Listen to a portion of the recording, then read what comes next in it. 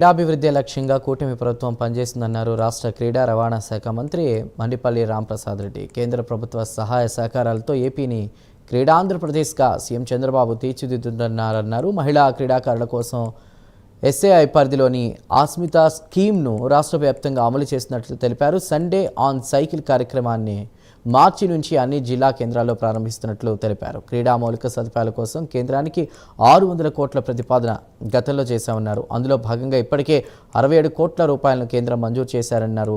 ఇక కేంద్ర కోచ్ల నియామకాల్లో ఆంధ్రప్రదేశ్ వాటా పెంచాలని కోరామన్నారు. క్రీడాభివృద్ధి లక్ష్యంగా ఈరోజు మా ప్రభుత్వం పనిచేస్తూ ఉంది.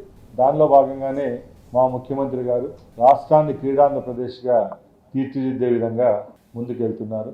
దానికి కేంద్ర ప్రభుత్వం యొక్క సహాయ సహకారాలు మెండుగా ఈ 20 నెలల్లో మాకు అందించడం జరిగింది. దానిలో భాగంగానే ఈరోజు క్రీడలకు సంబంధించి ఆ మంత్రిత్వ శాఖ అధికారులతో సంప్రదించడం, రాష్ట్రానికి సంబంధించి ఏవైతే ప్రాజెక్ట్స్ ఉన్నాయో అవన్నీ తక్షణమే అమలు పరిచే విధంగా చర్యలు తీసుకోవాల్సిందిగా కోరడం జరిగింది.